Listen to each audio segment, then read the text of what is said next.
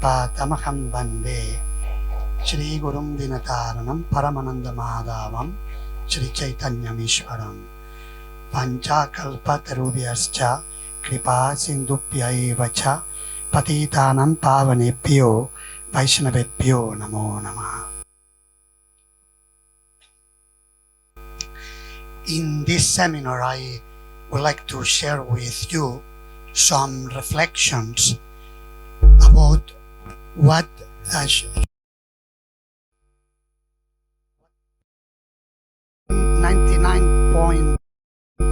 convinced of what Srila Prabhupada will do in terms of how ISKCON is developed in India and how in the West. My conviction is that Srila Prabhupada will send many preachers from India to the West and ask that somehow make it work and make as we were hearing, those of you who were present in Kalakanta Prabhu's seminar, notice that he emphasized how Srila Prabhupada wanted the law devotees.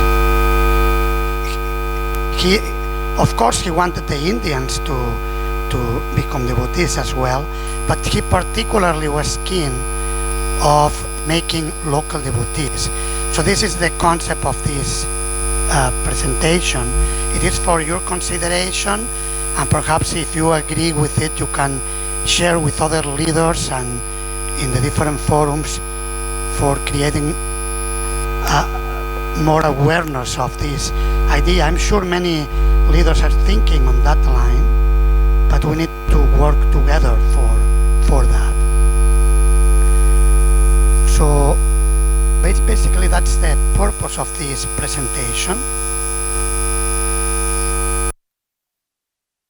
This is the content of the presentation, what we intend to cover.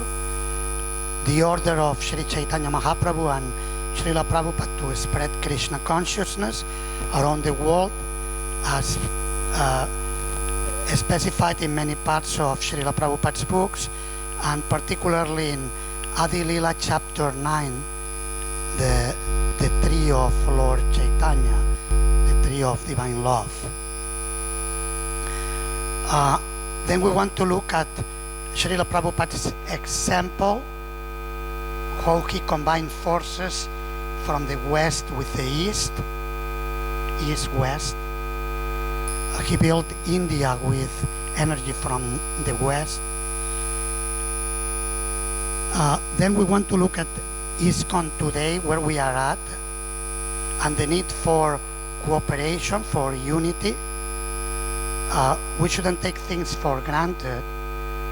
By Srila Prabhupada's mercy and good organization, by establishing a GBC and also the cooperation of the devotees, there is a considerable level of unity in diversity in ISKCON, but we shouldn't take it for granted. Like, for example, we have a group here in India, in Bengal, Ananda Marga. How many of you are familiar with Ananda Marga group?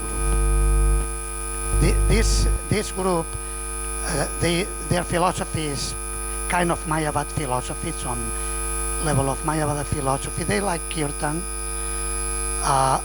and they open centers around the world.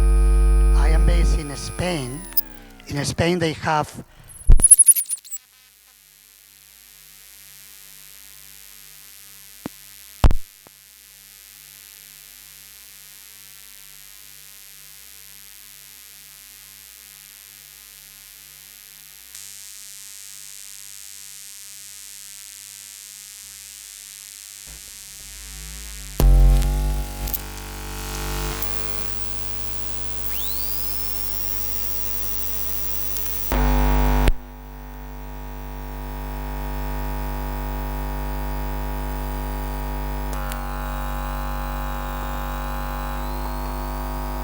Hare Krishna, okay. Thank you. So,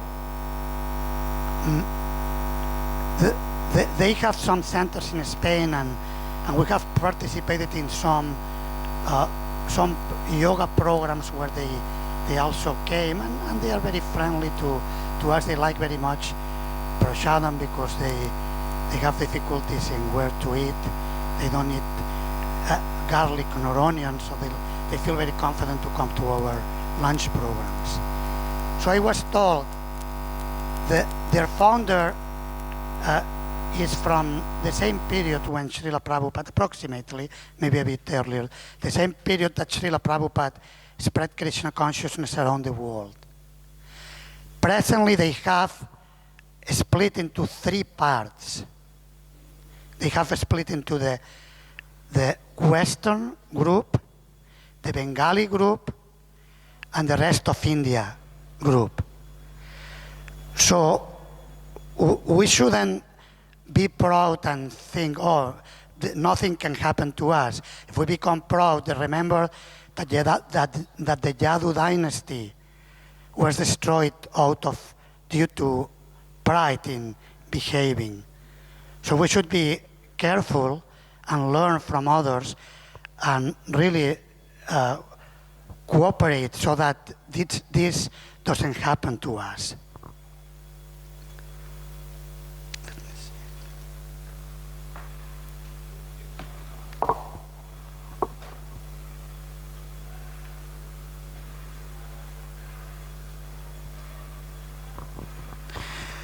So, and then we want to also consider challenges that we may face and possible responses, and also consider how we can move forward with this.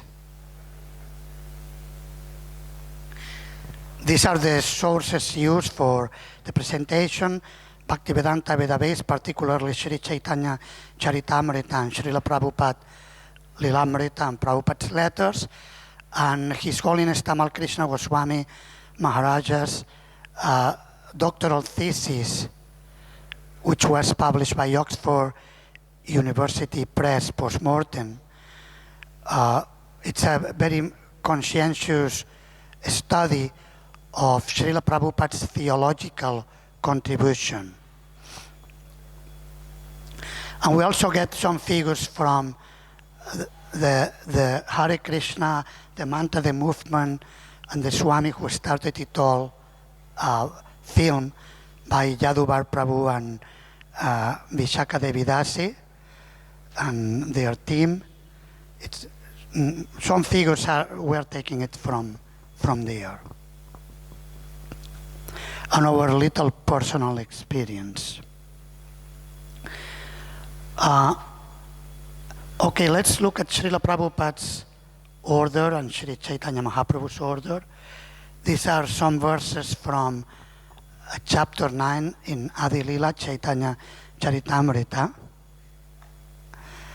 I am the only gardener. How many places can I go? How many fruits can I pick and distribute? It will certainly be a very laborious task to pick the fruits and distribute them alone. And still I suspect that some will receive them and others will not.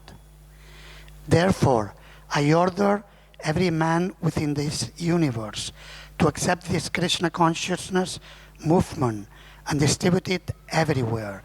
So every person in this movement, that's the order of Chaitanya Mahaprabhu. Distribute this Krishna consciousness movement all over the world. Let people eat these fruits and ultimately become free from old age and death. And then the famous Bharata Bhumite verse, Bharata Bhumite hoila manusya jammayar, jamma shartaka kori kara para upakar. One who has taken his birth as a human being in the land of India should make his life successful and work for the benefit of all other people. So this is an instruction for everyone, and especially for those born in India. We will look at some of Srila Prabhupada's purport on some of these verses. This is a very famous one, very much used by the Congregational Development Ministry to involve all kinds of devotees in the preaching. Here, Sri Chaitanya Mahaprabhu indicates that the distribution of the Hare Krishna Mahamantra should be performed by combined forces. Although he is the Supreme Personality of Godhead, he laments, how can I act alone? How can I alone pick the fruit and distribute it all over the world? This indicates that all classes of devotees should combine to distribute the Hare Krishna Mahamantra without consideration of the time, place, and situation.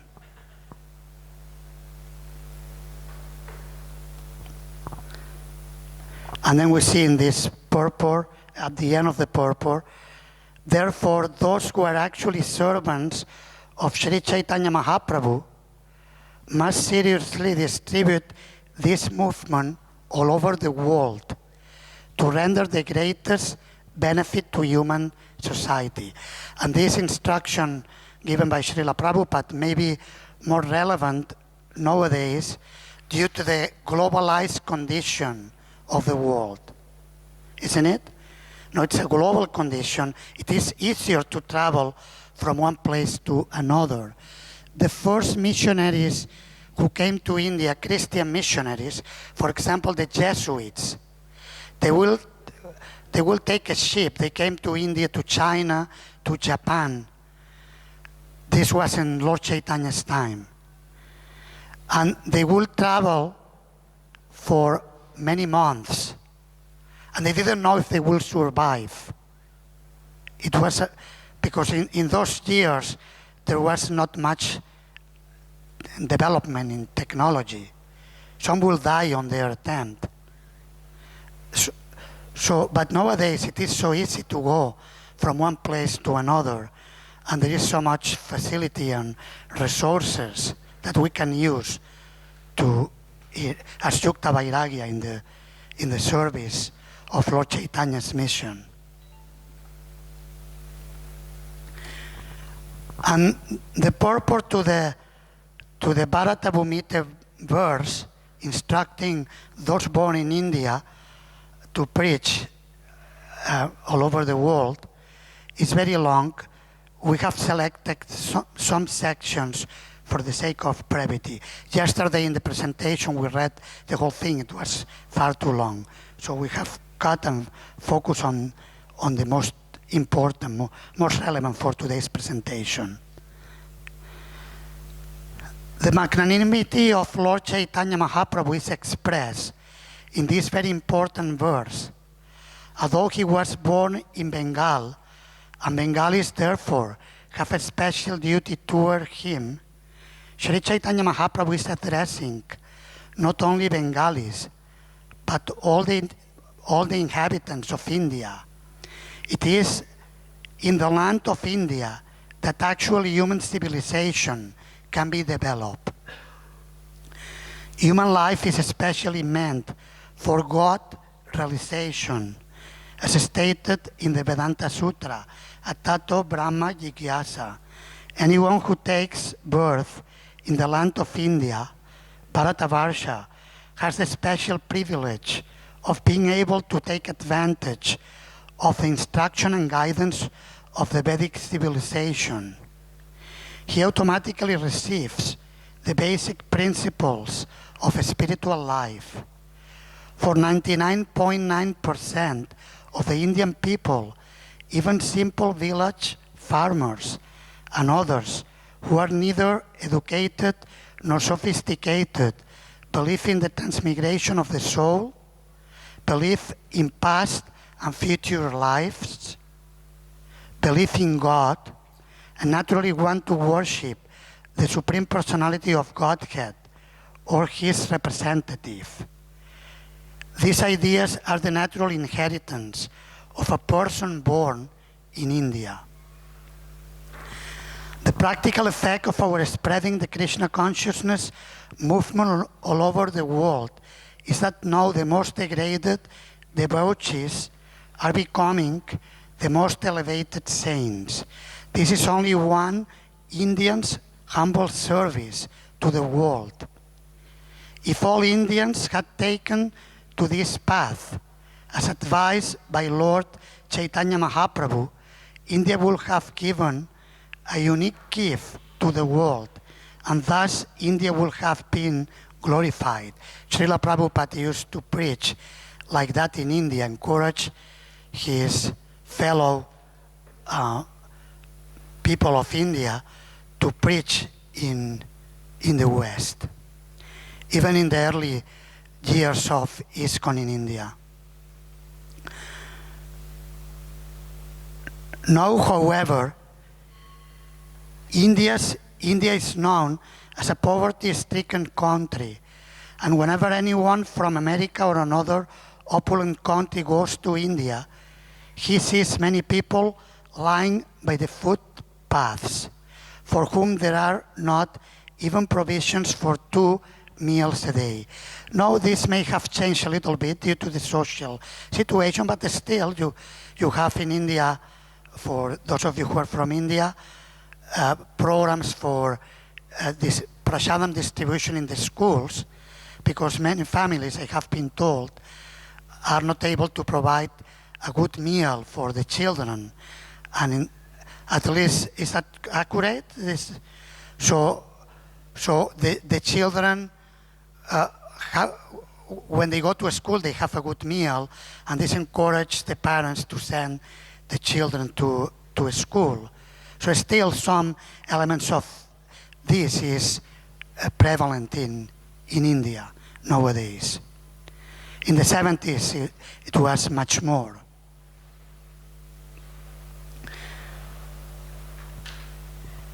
There are also institutions collecting money from all parts of the world in the name of welfare activities for poverty-stricken people, but they are spending it for their own sense gratification. Now, on the order of Sri Chaitanya Mahaprabhu, the Krishna consciousness movement has been started, and people are benefiting from this movement. Therefore, it is now the duty of the leading men of India to consider the importance of this movement and train many Indians to go outside of India to preach this cult. People will accept it. There will be cooperation among the Indian people and among the other people of the world.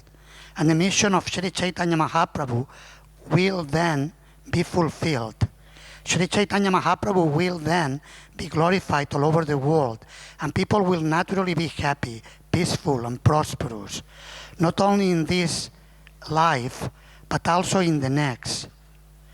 For as stated in the Bhagavad Gita, anyone who understands Krishna, the Supreme Personality of Godhead, will very easily get salvation or freedom from the repetition of birth and death and go back home, back to Godhead. Sri Chaitanya Mahaprabhu therefore requests every Indian to become a preacher or his cult to save the world from disastrous confusion. This is not only the duty of Indians, but the duty of everyone. So it goes back and forth. It is the duty of everyone, and especially it is the duty of Indians. And we are very happy that American and European boys and girls are seriously cooperating with this movement. One should know definitely that the best welfare activity for all human society is to awaken man's God consciousness or Krishna consciousness. Therefore, everyone should help this great movement.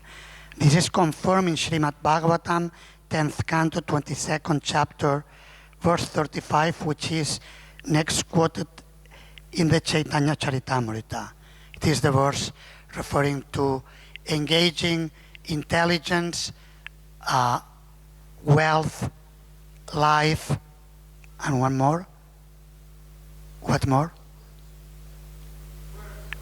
And words in the service of the Lord. So now let's look at Srila Prabhupada's example in putting together East and West forces. Srila Prabhupada used to refer to Aesop's fable, also used in Indian logic, Anda Pangu Nyaya, the logic of the lame and the blind men who help each other and cooperate. The lame man cannot walk by himself, so he's taking help from the blind man, and he's giving directions to the blind man, and both can move in this way. So similarly, Srila Prabhupada will compare the resources of the West, the Western world, to the lame, to the blind man, and India to the lame man. And by putting them together, then he was able to spread the Krishna consciousness movement, establishing the movement first in the West and then in India. In 1970, we find a whole description of this in Srila Prabhupada Lilamrita. There was what sometimes has been described like a conspiration, the ISKCON conspiration. Srila Prabhupada felt some of his leaders were conspiring, and they started to preach Mayavada philosophy, stating that Srila Prabhupada was God, and yet hypocritically they will put Srila Prabhupada aside. And for example, during the festival of Ratha Yatra, normally they will arrange a seat for Srila Prabhupada where he could sit on the cart, in the cart. So this time, on the play of some danger that some people had threatened, they didn't allow Srila Prabhupada to go on the cart, but they were, some sannyasi leaders and other leaders were riding on the cart. So Srila Prabhupada looked at this and other symptoms like a very serious deviation. And Srila Prabhupada wrote this to some of his disciples. There are two excerpts from letters to give us an idea of the situation and Srila Prabhupada's feelings. At the present moment in our ISKCON campus, politics and diplomacy has entered. Remember, this is 1970. Some of my beloved students, on whom I counted very, very much, have been involved in this matter, influenced by Maya. As such, there has been some activity which I consider as disrespectful. So I have decided to retire and divert attention to book writing and nothing more. And then he also wrote, that's another letter to Brahmananda and Gargamuni Prabhus. In order to set example to my other sannyasi students, I am personally going to Japan with a party of 3 other sannyasi students. Actually, he gave sannyas to some of them. Some of the conspirators were given sannyas, and Prabhupada took them to Japan and then to India to help him and to train them more and to help them to rectify. Although it is beyond my physical condition, still I am going out so that you may learn the responsibility of sannyas. I am fervently appealing to you all not to create fracture in the solid body of the society. Please work conjointly without any personal ambition that will help the cause. So we cannot afford to create divisions. That's absolutely against the desire of the founder Acharya, and therefore against the desire of Krishna. If we do this, Yasya deve para bhaktir yata deve tatagurau tasaite pratiteyarta prakashante mahatmana. We will lose the mercy, we will not get the revelation of pure bhakti in our hearts.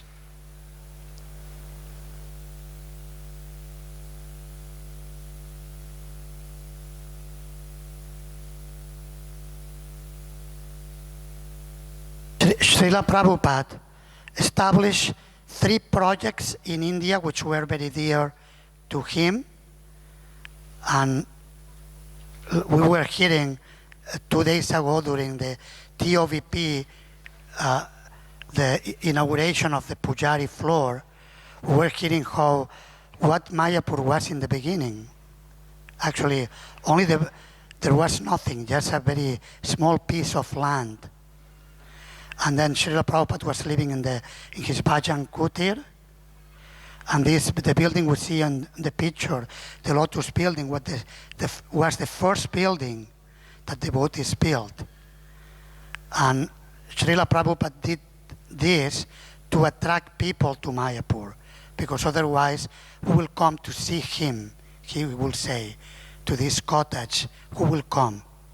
But if we provide facilities, many people will come.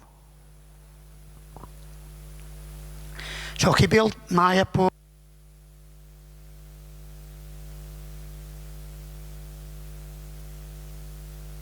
Hare Krishna land in Juhu, Mumbai, and Vrindavan.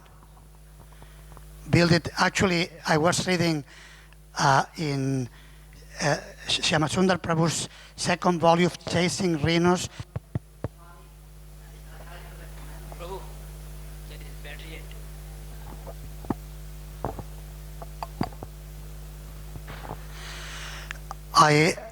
I highly recommend this book. Shyamasundar Prabhu was a direct witness of Srila Prabhupada's establishing ISKCON in many places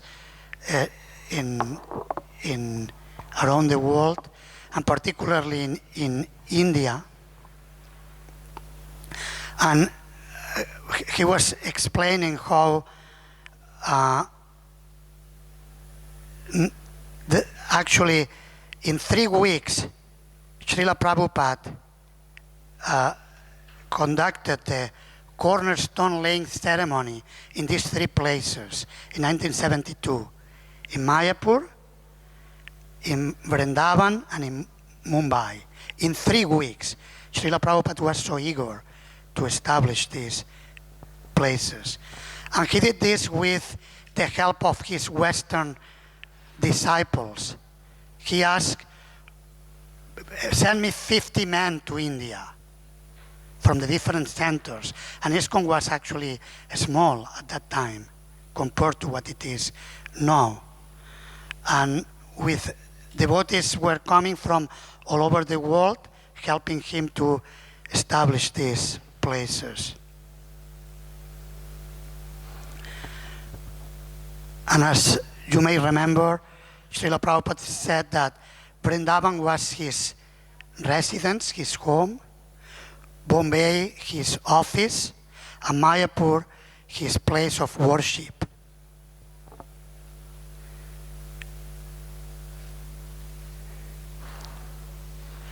And these 2 letters give us an idea of how Srila Prabhupada didn't just bring human resources to India, but he brought big amounts of money to build these places in India.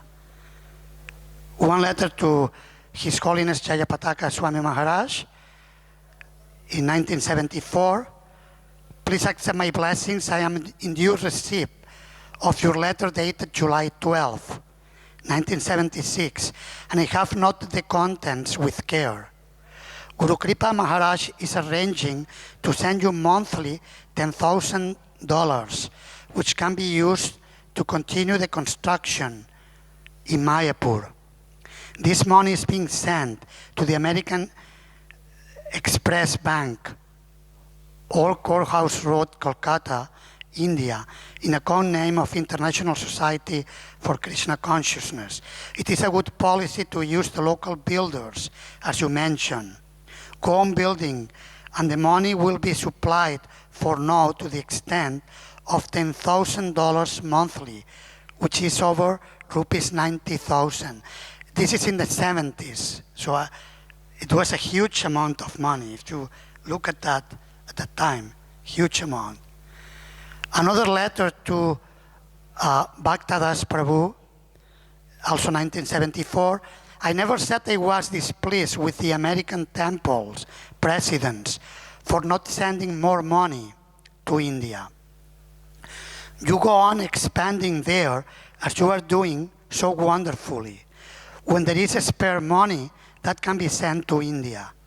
For example, you write that you have received an extra $10,000. So that can be sent immediately to my personal account in the Punjab National Bank, Vrindavan, which is in the name of the Mayapur Vrindavan Trust, current account number 608. So Srila Prabhupada asked his disciples in the West to send money to build ISKCON in India. Also through the BBT, so much money came from the BBT fund. 50%, there are some formulas on the BBT, and a big amount was coming to India for many, many years. And it's still coming, as we heard, for the TOVP. The TOVP is being built by the combined forces of East and West, or West and East.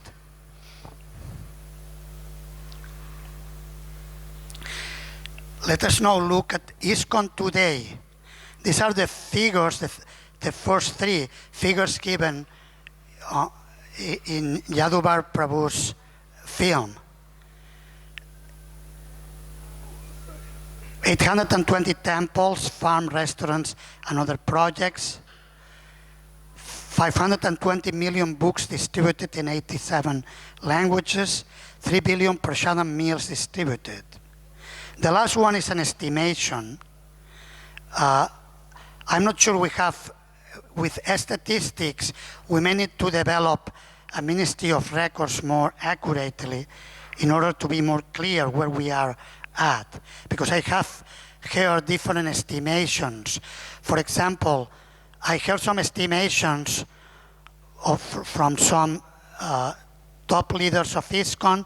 Some said that 75% of the ISKCON resources are located in India. When they say resources, we mean projects, human resources, financial resources. I have heard other estimations of 90%, and others have said 50%. So anyway, you take what you like the most, but let's say between 50%, at least 50% of the resources are in India. Would you agree with it?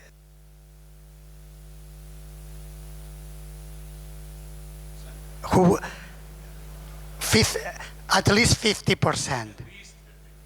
Who will agree with this estimation? At least 50%. Who will disagree with this estimation? Okay, more agree than disagree. So the question, the natural question that comes to mind is,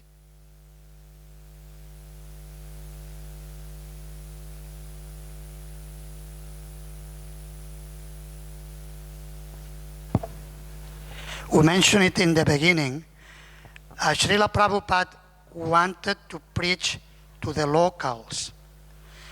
Prabhupada will be very happy that we have great participation of the Indian diaspora in his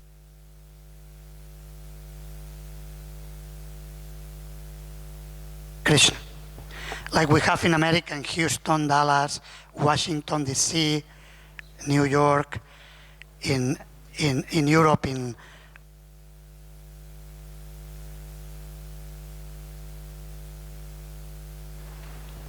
it's going back and forth. I don't know if it's the battery. I think I'll just shout and we'll be.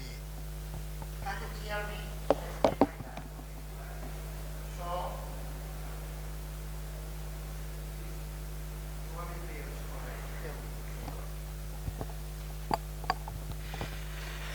So, Srila Prabhupada, for sure, he's very happy.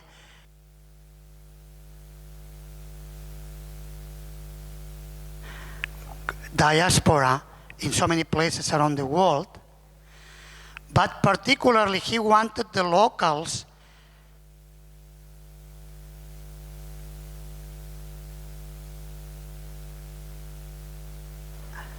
like we have one example we find in Lilamrita, when Srila Prabhupada went to Kenya to preach, and devotees were taking shelter of a Hindu temple. There was Indian diaspora there. They had a temple. They were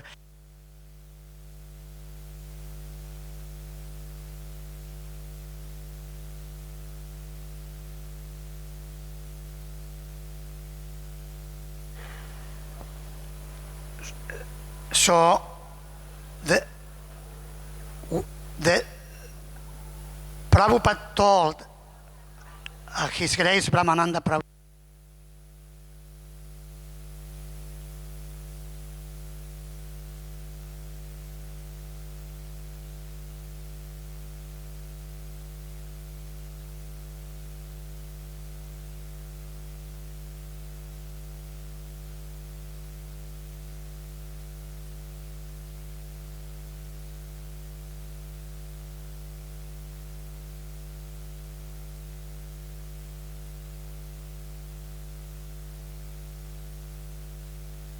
Srila Prabhupada was very eager that the locals in each part of the world participate in the Krishna consciousness movement. So that's very important to keep in mind. There are many, many examples of this. Srila Prabhupada must be so pleased by how the movement is developing in China and so many places in which, when he was physically present, didn't really happen yet. And Prabhupada is so happy about that. Now the question is, if Srila Prabhupada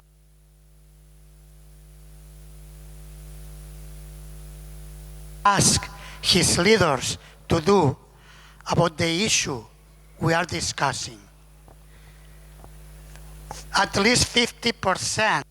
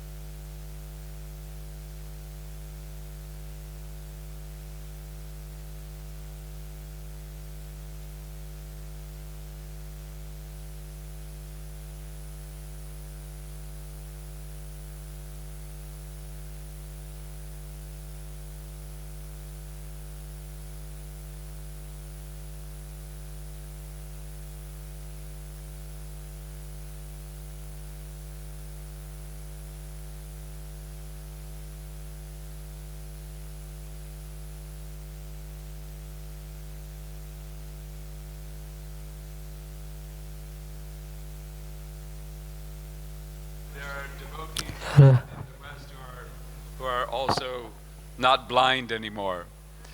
So now the blindness is mostly in the West, and the power is now mostly in the East. So somehow they must combine. Thank you.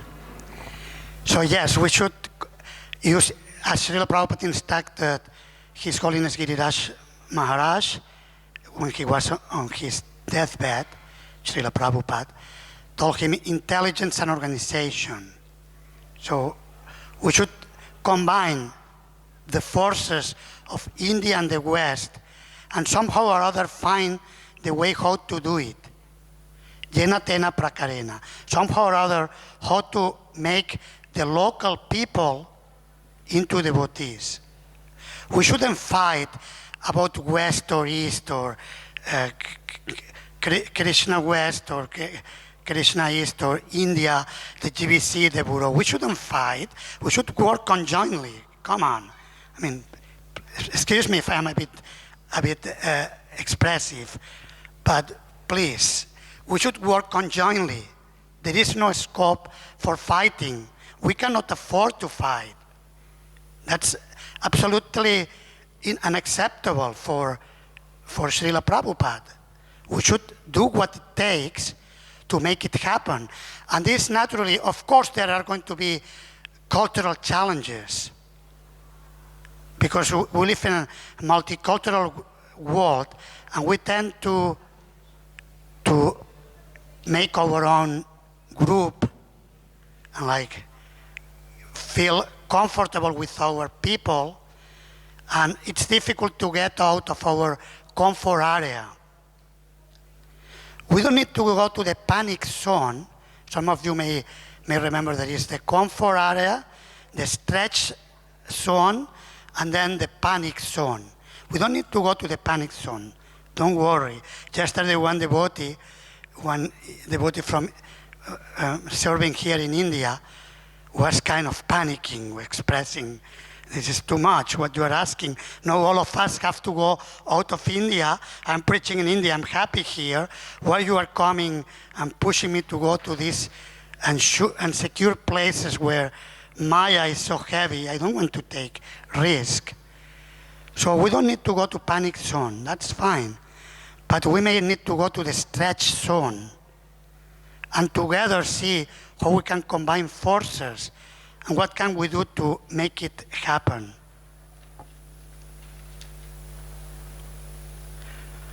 What challenges we might face? What will be the challenges?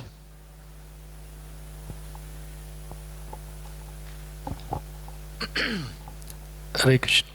I need to speak on this one right now, or just whatever you said? I have some other thoughts also, or what would you say? No, I was asking about the challenges, but Okay. Okay. So, yeah.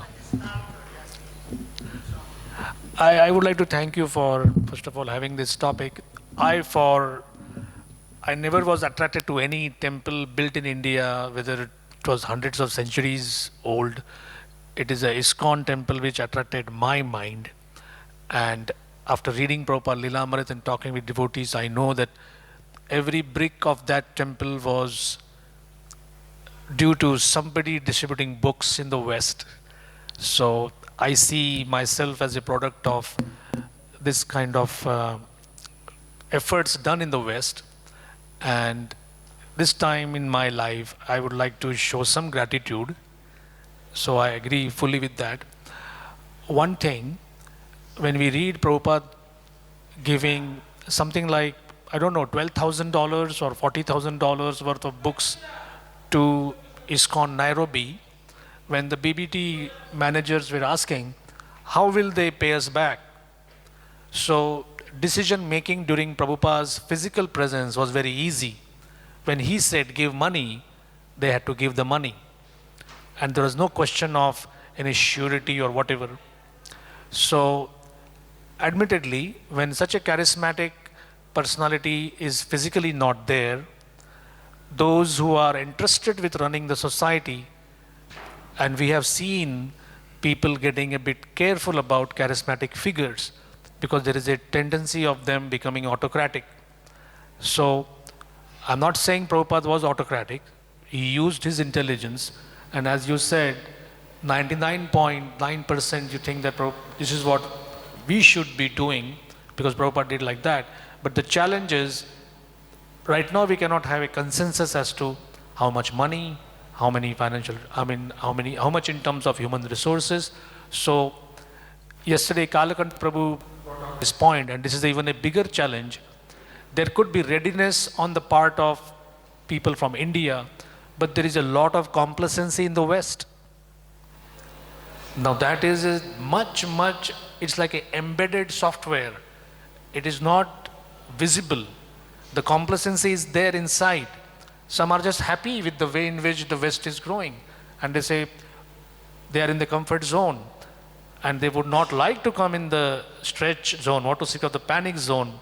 So the last point which I want to make is this: unless ISKCON India also, I don't wish it, but then as we see, you talked about the Anand Marg, if we have the idea that together we prosper and singly or individually we may perish, that feeling is not there.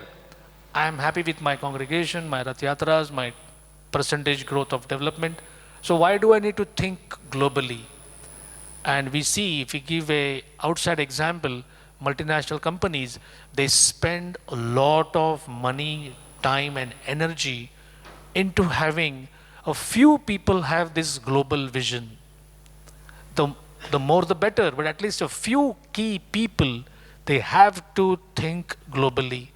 Till that thing doesn't happen, we will be having a lot of resentment, lot of challenges. We may be having failures also, like people are being sent, they may become American citizens, or they may become householders there. For example, just to give an example, brahmacharis from India going there and having a nice life, and they say, I lose the preacher, and Americans may say, we don't gain a preacher here. So we might have such kind of accidents. But as you rightly said, if this is something which we need to do so that we progress, it has to be done. Shyamananda Prabhu mentioned, actually you mentioned some of the challenges. You said it was not about the challenges, but you did identify quite a few challenges, isn't it? Like challenges of being complacent both in the West and in India as well. And challenges of having, we don't have like leaders who only think globally, because the system we have in the GBC body is that it changes. Every 3 years it's changing.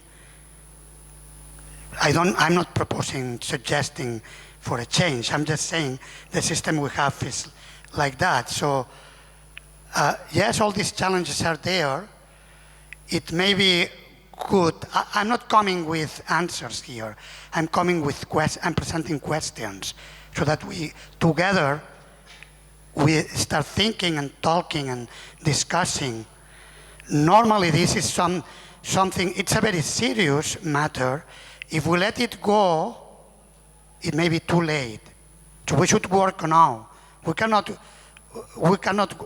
let things go to such an extent that the West and the India has become so complacent and so distant from each other that there is a split. We cannot afford that. This will go against, and I don't want to be apocalyptic here, but it's better to play safe than sorry. That will go against the instructions of our founder Acharya, and that will destroy even our own spiritual lives will suffer due to this, because we will not be fulfilling his wish. If we are happy with our little thing in the West, living from the donations of the Indian diaspora, I'm very happy there, taking prasadam, that we are not fulfilling Srila Prabhupada's instructions. And if we are very happy in India with our center and our flourishing congregation, but we don't follow the instruction given by Sri Chaitanya Mahaprabhu and by our founder Acharya, we're missing the point as well. So somehow we should come together and find our ways, make it work somehow or other. And Shyamananda Prabhu is a wonderful example for those of you who don't know him. He's one of the main leaders in Chowpatty, in ISKCON Chowpatty. And this morning, Braja Bihari Prabhu was telling me how Shyamananda Prabhu is going to preach to Washington, D.C. So he's doing this. Maybe that's why he's here, because yes, I'm for it. It's a wonderful example. We need projects to make it work. Maybe partnerships of projects, like sister projects. Like in the West, there are different cities have sister cities in another part of the world. So each project, each successful project in India may take a sister project in America or Europe or Africa or China or wherever, and then help it grow and develop. Help each other. But especially India is stronger. Now it's a time to help those who are not that strong and make it work. I think another big challenge is the relationship. That example of the blind man and the lame man. It seems that the roles might be a little reversed, because for developing or spreading Krishna consciousness in the West, I would suggest that the devotees in the West may be more capable of having the vision of how to do that. And although they can use resources in this case, this would be the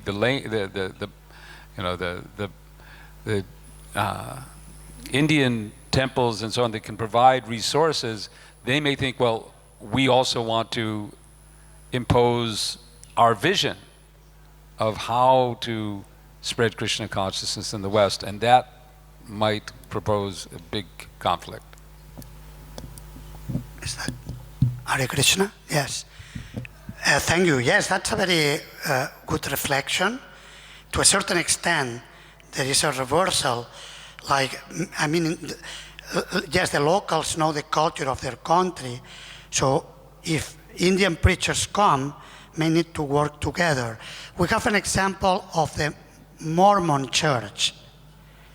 Are you familiar with the Mormon church? I went to preach to one small country in Africa as a pioneer.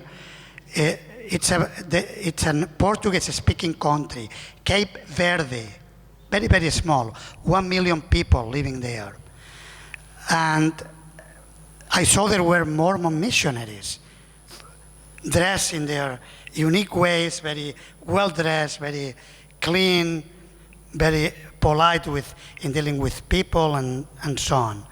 I have 4 cousins who became Mormons before I met the devotees. So I am familiar with their way of preaching. And my cousins were converted by the American missionaries who had to learn the Spanish language, and they know about the Spanish culture a little bit. They didn't know a lot, but they know sufficiently to create a rapport and to get into the houses of the people and teach them about the importance of the family and so on. So I don't say we do exactly like they do, but we can maybe learn some things that we could apply in our own particular ways in order to outreach and to spread Krishna consciousness in the different countries in the world. And Srila Prabhupada was expert in that. His Holiness Tamal Krishna Maharaj mentioned that in his doctoral thesis. He knew how to, not too much innovation, not too little innovation. Too much innovation, the original power and vision are lost. Too little innovation, the tradition becomes lifeless, full of empty ritual, formulaic doctrine, and routinized practices. So Prabhupada was expert in doing that. We should just follow in his footsteps and unite efforts.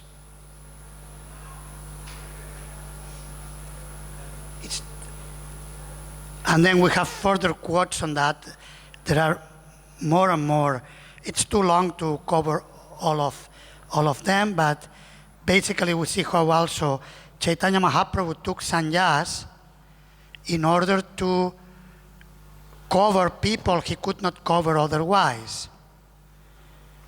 So Yena Tena Prakarena, somehow or other, without compromising our message, we should reach every culture of the world.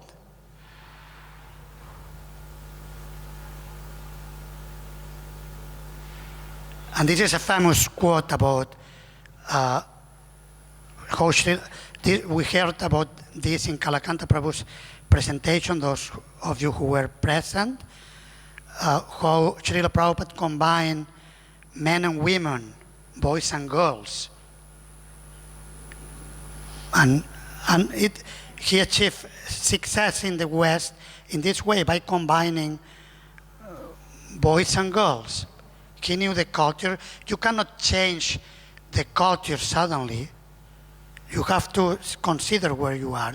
But the main point is that the chanting of the Hare Krishna Mahamantra and the pure teachings of Shuddha Bhakti, pure devotional service, are spread all over the world. That's the main point. And then social, cultural considerations, that's important, but that's secondary. And that was Srila Prabhupada's teachings and example. This is what we saw.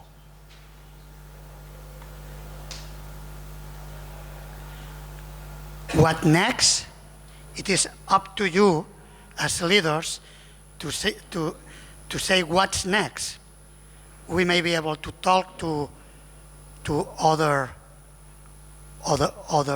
leaders about it, discuss, churn it up, and see what it comes. It is a common effort. We need to cooperate together for this. Thank you very much. Hare Krishna. Jai Srila Prabhupada.